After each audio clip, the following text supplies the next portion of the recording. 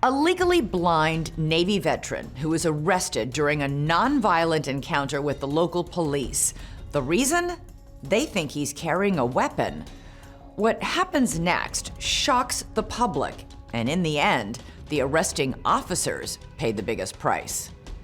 It's October 2022 in Lake City, Florida, around 8 o'clock in the morning. What's this in your back pocket?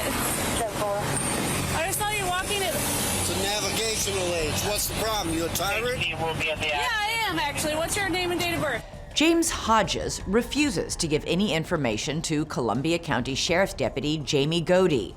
He asks what her suspicion is. It looks like you're carrying a gun in your back pocket. I'm stopping to make sure you're carrying it properly. You don't have you to... ensured that it's not a firearm? No, you keep turning so I can't see it. You don't have to be a to me. Well, you're being one to me. He shows her his walking cane, which is folded so he can carry it in his back pocket. Do you have a crime? Would you like me Call to your put you in here? supervisor, He's right please. here. All right. Hodges heads over to Godey's supervisor, Sergeant Randy Harrison. He shows the sergeant the walking stick and says the reason he's not producing ID is that he's not engaged in any kind of criminal activity. Sir, and her suspicion was that you were armed, okay? And she's asking you for your ID. Well, now she has verified that I am not armed, okay? So there is no problem. You have your ID or not? I do have my ID, but you don't need it. Okay. A passing truck obscures what is said next by Sergeant Harrison, but Hodges does not reply or resist. Hodges is handcuffed anyway. Hodges is then asked once again for his identification. Where's your wallet at, sir? I don't have a wallet on me. Okay, where's your ID? Where's your ID at? Pocket. Which pocket? You are not allowed to search me. Hodges is searched against his wishes. The officer produces his driver's license. There you go. Thank you. I want your names and badge numbers.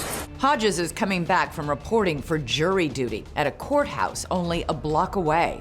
All right, let's go. He is taken into custody, defiant but compliant. Have a seat. You want to pick my property up, please? I sure will, after you have a seat. You want to pull this out of my back pocket? Sure. Here, I'll grab your jacket for you, too. Hodges spent 24 hours in jail, and the charges against him were later dismissed. After body cam footage of his arrest goes viral, the sheriff's department launched an investigation. A week later, Columbia County Sheriff Mark Hunter held a press conference. As sheriff, I take full responsibility for this event and want to extend my sincere apologies to Mr. Hodges for the actions of my deputies. In the aftermath, Hodges himself spoke to the media. So I made up my mind to properly, legally, and as maturely as possible, given the circumstances, to fight back. Jim, that morning you had gotten up really early to go down to jury duty, found out it was canceled, and you were on your way walking home. What happened? I walked across a little park in front of the courthouse, across the street, and the next thing I know, there's this CCSO deputy come whipping in front of me and took the parking spot where I was gonna walk by. And the deputy stepped out, and she told me that my walking stick hanging out of my back pocket looked like a firearm. I lost all my patience. So she asked you for your identification. You refused to give it to her. Why? She didn't need it. I hadn't done any crime. So you were well within your rights to refuse to give your name, correct? That's what I thought. So what did she do? She proceeded to insist that she needed my ID, and I asked her for her supervisor. Call your supervisor.